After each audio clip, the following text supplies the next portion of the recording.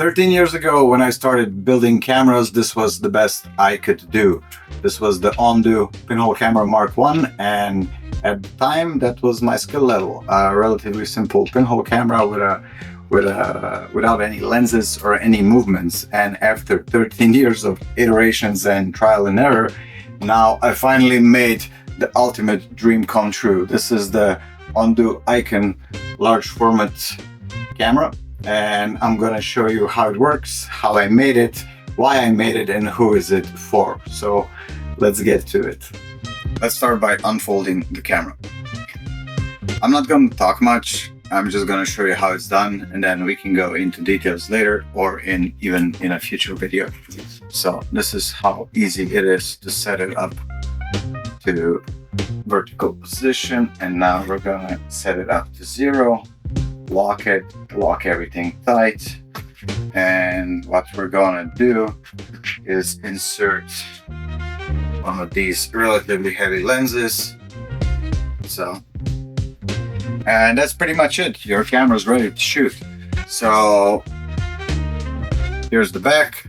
This protecting screen protector is currently 3D printed, but it's going to be made out of powder coated aluminum. This is the back. It's rotatable just like in the small Eikan. So we just remove the back, rotate it horizontally. If we want to rotate it vertically, we can do it like that. When we load our film or our plates, there's a bail-back design which locks into place. So now we have freedom to load our, in this case, wet plate holder. Let's see if we can see this from the side. So we will load the holder, lock it in place, make our exposure, and then when we're done, we can do the same thing again. I learned a lot from the feedback of my users of the ONDU Eikan 4x5 camera, and most of you wanted independent front standards, which I have implemented, and I carried over this design onto the 8x10. So I'm going to show you how it works. There are 2 pins on the bottom which kind of lock the front standard vertically, and if we disable it, we can introduce some tilt to the actual lens. And if we loosen the inner knobs, we can add rise and fall to the actual camera, or other movements are as you would expect. Nothing new here. What I did change in the camera, let's put this back to 0. So I'm gonna lock it, tighten it. So now we're at 0. What I did change is add rear swing positive and negative 20 degrees on the back standard. So this is now implemented as well as 20-degree rear tilt. So if we loosen this here, we can add a negative 20 degrees, which would come in useful if we're using ultra-wide lenses, so we can essentially initiate a drop bed movement so that the bed stays away from the field of view of the camera. The actual camera is made mostly out of an aluminum sturdy frame, which is kind of my signature feature now that makes the camera incredibly rigid compared to how little it weighs. The current configuration of the 8x10 is around 3.5 kilos, and there are going to be 2 versions. So this one has an extension of 58 centimeters, and the second one, which will be the range variant, is going to have an extension of around 72. So to extend the camera, we're just going to move the focusing knob forward. Lock everything in place. So this is the camera at its full extension right now. I'm going to remove the bellows so we can see the structure even better. So like before, there are very strong magnets which are holding the bellows in place. So this is the camera currently fully extended, and as you can see, it's very rigid. The weak point in this setup is the tripod, definitely not the camera. So if we're gonna do some rudimentary measurements, from the lens board to the focal plane, it's 58 centimeters. But I have thought about introducing an extra variant of the 8x10, which will be the range variant, similarly to how it was done with the 4x5 camera, which will enable you to extend the rear standard even further. And if we measure now, we're gonna come to a whopping 71.5 centimeters of extension. And again, if we do any bend tests, this is insanely rigid for its weight. Like I said, the tripod is going to be the weak point here, not the actual camera structure. If I show you a little bit, like here, this is made out of 6mm aluminum, which is bent at certain points to increase the rigidity of this assembly. I haven't really decided if I'm gonna maybe utilize CNC machining for this particular part, because then I can play even more with some details that I have in mind. Anyways, let's close this up and bring it back to up to 0. Why I didn't show you the full extended camera with longer bellows is because I couldn't fit the actual outline of the bellows fabric on my laser cutter, which is only 130 by 90 centimeters in size. But I already found a place where they can cut the templates for the bellows. So let's put everything together. I'm going to show you how easy it is to put the bellows back on. I have become quite proficient in producing the bellows myself, and it takes me maybe 15 minutes to make them in the actual glue up stage. The prep work obviously takes a bit more time. That was a satisfying click on the magnets and the back as well. When it comes to the actual back of the camera, it's made from PAHT with carbon fiber, a very strong and light filament that I print on professional 3D printers. And so far I have had zero problems with the previous version of the Eikans, and I don't see a reason why we would change this material for anything else. It's super light and super strong at the same time. Every camera in the ONDU range comes standard with a Fresnel screen, which makes the image quite a bit brighter and evenly exposed, let's say. It works really well for this particular camera. I really paid attention to the details of the camera, how the wood is joined to the aluminum, the surface coating of the actual aluminum. We're sporting now some powder-coated textured details on the actual camera, which are very scratch-proof. Price of the camera is going to be limited. The first 20 units are going to be sold at 2,500 euros. I think this is a pretty sick deal compared to what's out there. And the way this camera is designed, I wanted to keep the camera not just functional and easy to use and everything, but it has to look good here. And also the fact that the Eikan 4x5 got a design award last year, and that the whole system also got nominated for the German Design Award this year, I think has something to say that I did a pretty good job with the actual visual aspect of the camera.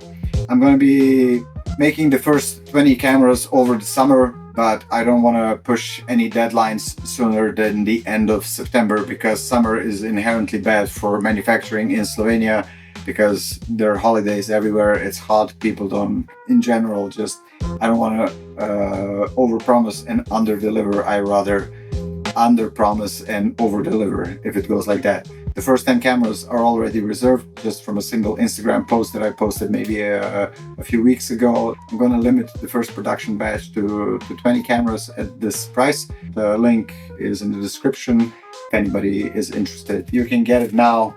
I think you won't be disappointed. It's one of those cameras that are gonna be here for a while now. I really poured my heart and soul into the design of this beauty.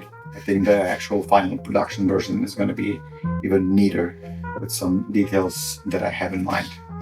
So, camera in the front, camera in the side, camera in the back.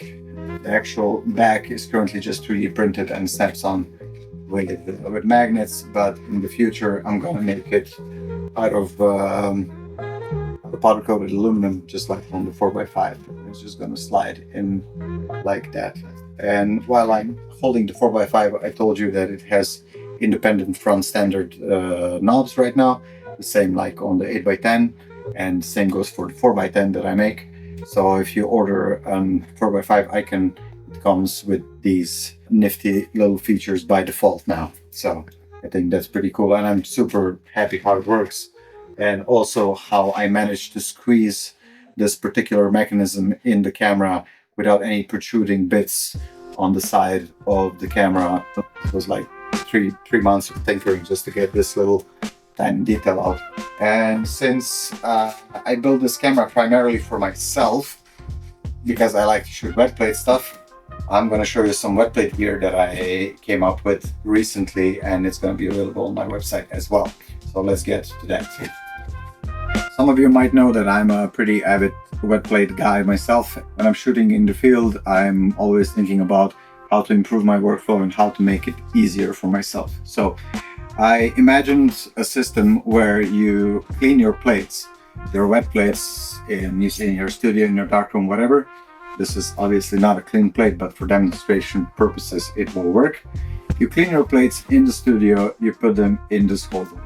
This holder is hermetically sealed. That means no air, no dust, no particles are going to be able to come into this holder.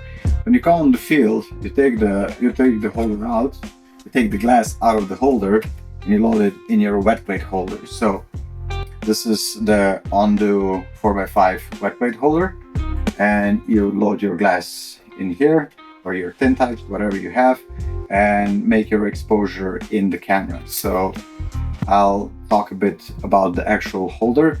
So I'm going to show you a bit how the holder works.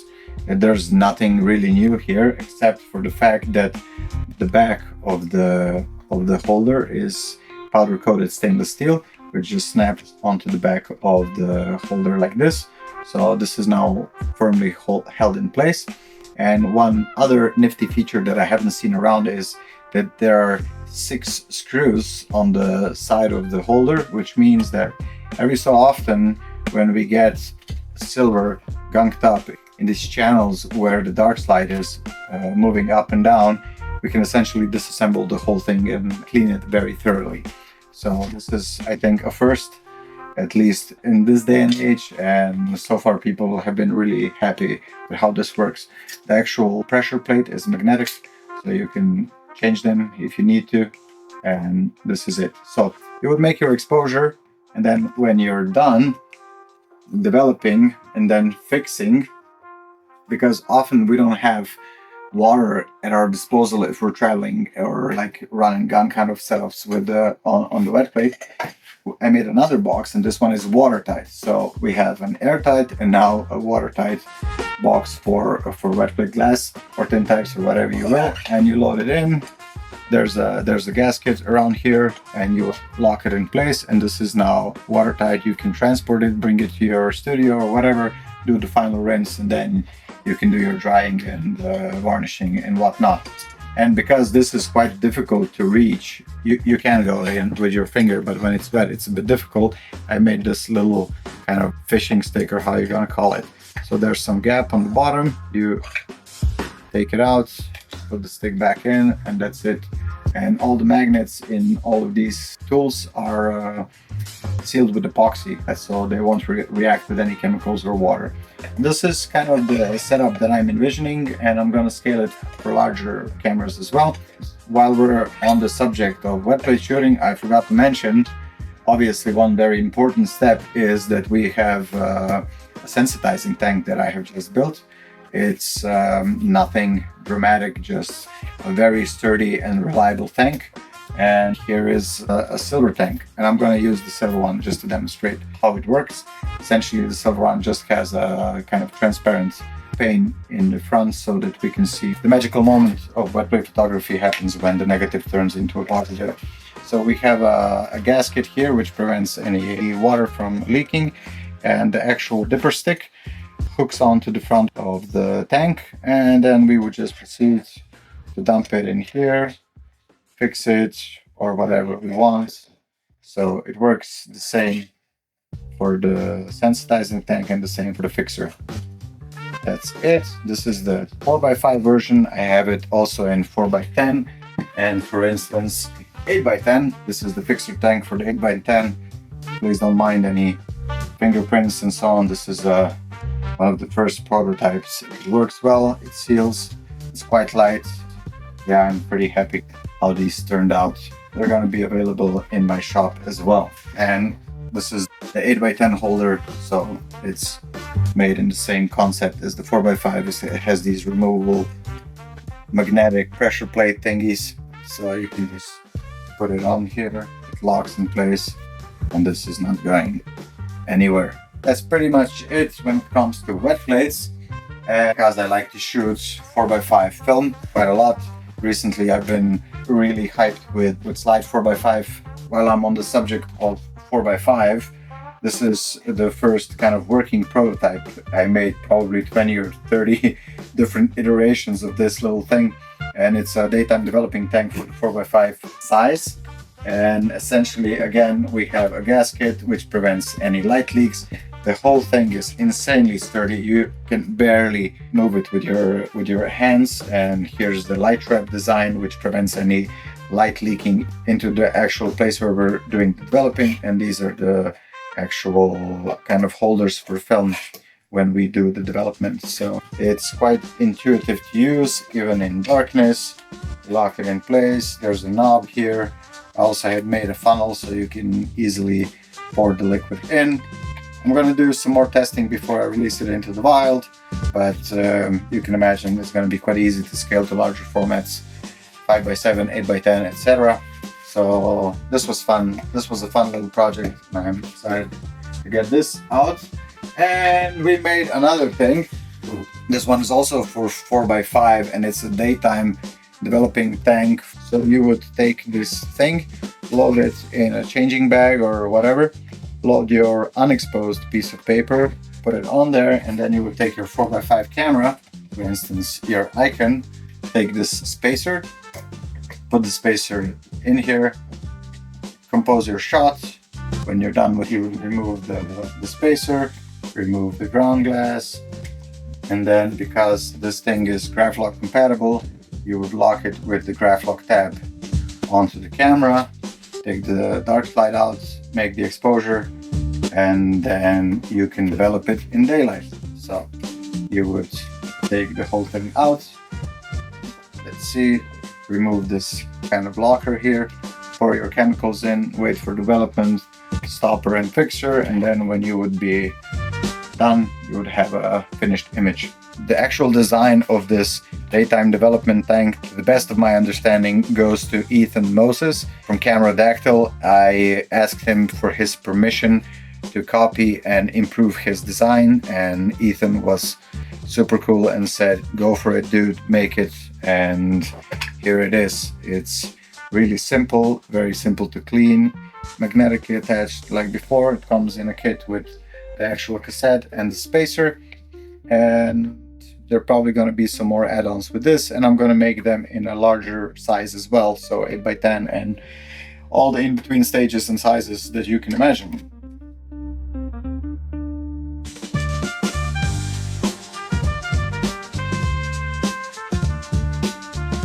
And to wrap up this video, I decided that it's better that we finish it outdoors where this camera will probably shine. Like I mentioned, I'm going to be offering the first 20 cameras in the standard variant at 2,500 euros, and the range variants are going to be available at 2,800 euros. The first 10 cameras have already been pre-ordered after I posted about the camera on my Instagram page. These future 8x10 owners have been patiently waiting for this camera to hit the shelves. Now that it's here, obviously, they were the first ones to support my endeavor. After this, the price of the cameras is going to go up quite a bit. I don't know the actual final price yet, but at this price range, I don't think you're going to get a better deal. When it comes to the actual wet plate gear, all of that stuff is going to be available on my website. When it comes to the actual timeline of delivery, I really hope that I would get this camera out before the beginning of the summer, but as luck would have it, that's not going to be the case right now. I think that the first batch will get out around the mid to end of September. I was really hoping that we're going to do it sooner, but I'd rather make things properly instead of rushing them just to get more sales. And the reason why we're missing the summer deadline is that producing cameras in the summer is notoriously slow because people are on vacations. A lot of companies are very sluggish, and in my previous years I've learned that summer productions are always the slowest. So September, mid-September to late September, these cameras should be out and about. I hope I covered all the features that you wanted to know about this particular camera. If there's something I missed, you can let me know in the comments below, and obviously you can spread the word about the existence of this new model. That would help me out tremendously. I hope you like it. I'm definitely super excited at how it turned out, and I think it's going to be a joy to use.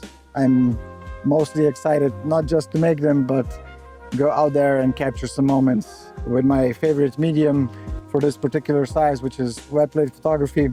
That's it for now. I'm wishing everybody a nice summer, and I will see you soon.